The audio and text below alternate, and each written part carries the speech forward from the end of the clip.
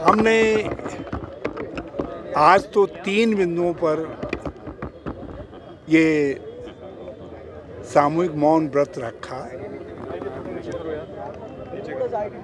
पहला बिंदु जो राज्य भर में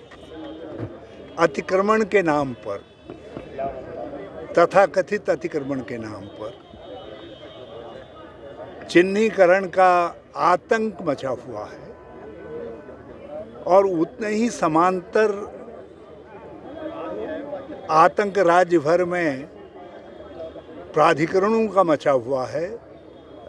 रेरा नाम आज गांव-गांव में चर्चित हो गया है। लोगों को अपने घरों के थोड़ी मरम्मत करना,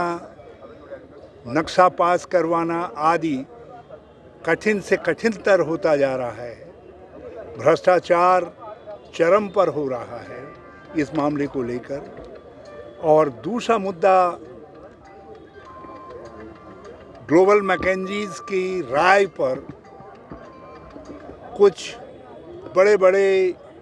धनाढ्यों को देश के खुश करने के लिए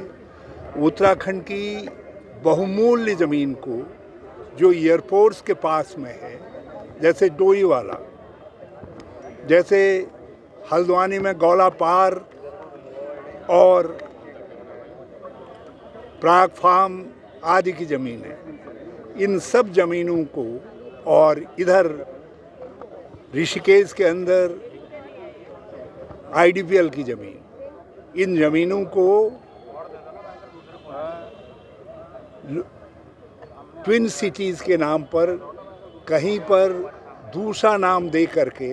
कल्चरल सिटी का नाम दे करके, कुछ न कुछ नाम दे करके किसानों से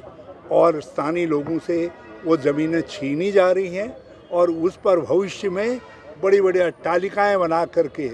उत्तराखंड के पर्यावरण को भी और उत्तराखंड वासियों के घर बनाने और ज़मीन कमाने के हक को भी धत्ता बताने की साजिश चल रही है।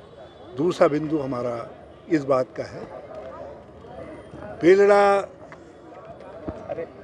में न्याय मांगने के लिए पीड़ित परिवार घर घर दस्तक दे रहे हैं। 2-3 बार मुख्यमंत्री के पास पहुंच चुके हैं। कांग्रेस भी अपने शिष्टमंडल लेकर के उनके पास पहुंच चुकी है, लेकिन ये सरकार दलितों के मामले में इतनी असंवेदनशील सिद्ध हो गई है। दलितों के मामले में, महिलाओं के उत्पीड़न के मामले में ये बिल्कुल असहनशील है और दलित पीड़ित परिवारों को, बेलड़ा के दोनों को अभी तक आर्थिक सहायता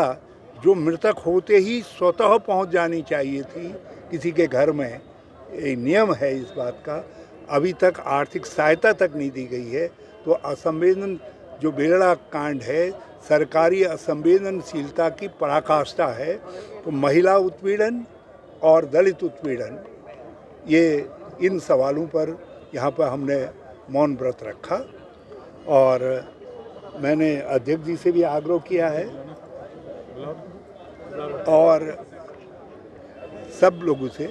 कि हम बागेश्वर में जो संघर्ष हुआ है, जिस तरीके से कांग्रेस ने संघर्ष किया है, उससे बहुत उत्साहित हैं और आगे के लिए हम संघर्ष की आक्रामक रणनीति बनाएंगे और इन बिंदुओं सहित कुछ और बिंदुओं पर भी प्रदेश कांग्रेस